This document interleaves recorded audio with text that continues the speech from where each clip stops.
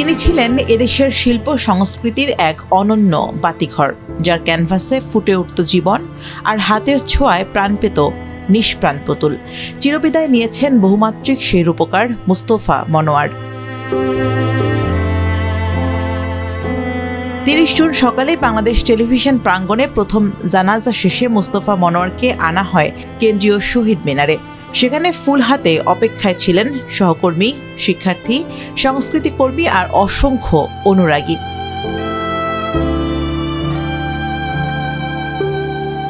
নীরব শ্রদ্ধায় অশ্রুসিক্ত চোখে তারা বিদায় জানান প্রিয় এই শিল্পীকে।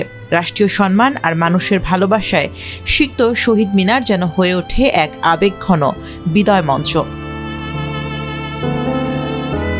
অনেকের কাছে মুস্তফা মনোয়ার শুধু একজন চিত্রশিল্পী নন, তিনি ছিলেন সৃষ্টির শিক্ষক, শিশুদের কল্পনার জগতের নির্মাতা এবং বাংলাদেশের পাপেট শিল্পের অন্যতম পথিকৃৎ। তার হাত ধরে টেলিভিশনের পর্দায় প্রাণ পেয়েছে অসংখ্য চরিত্র, অনুপ্রাণিত হয়েছে প্রজন্মের পর প্রজন্ম। এই দেশে যখন টেলিভিশন আসলো তখন কিন্তু কারোরই কোনো ধারণা ছিল না যে টেলিভিশনের স্ক্রিপ্টিং কেমন হবে।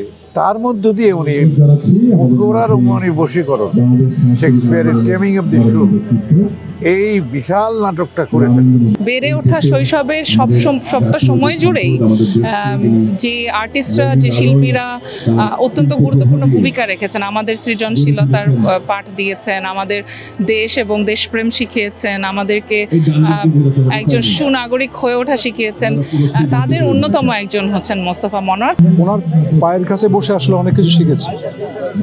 আসলে নন্দন তত্ত্ব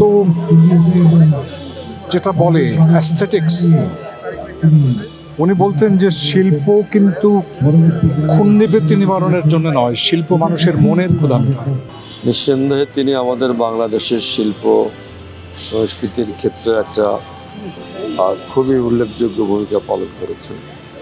তার দীর্ঘ জীবনের সুস্থ সংস্কৃতির যে চর্চা, দীর্ঘ জীবনে তিনি যে বাংলাদেশের সুস্থ সাবলীল সংস্কৃতি গড়ে তোলার জন্য যে চেষ্টা করেছেন, যে ভূমিকা রেখেছেন, সেটা আমাদের বাংলাদেশের সকল ক্ষেত্রেই এটা খুবই স্মরণীয় হয়ে থাকবে।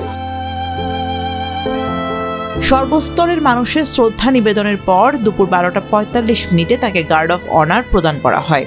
পরে ঢাকা বিশ্ববিদ্যালয়ের কেন্দ্রীয় মসজিদে দ্বিতীয় জানাজা শেষে বনানী কবরস্থানে চিরনিদ্রায় শায়িত করা হয় দেশ বরেণ্য এই শিল্পীকে। 29 জুন রাজধানীর একটি বেসরকারি হাসপাতালে চিকিৎসাধীন অবস্থায় শেষ নিঃশ্বাস ত্যাগ করেন মুস্তফা মনোয়ার। তার বয়স হয়েছিল 91 বছর।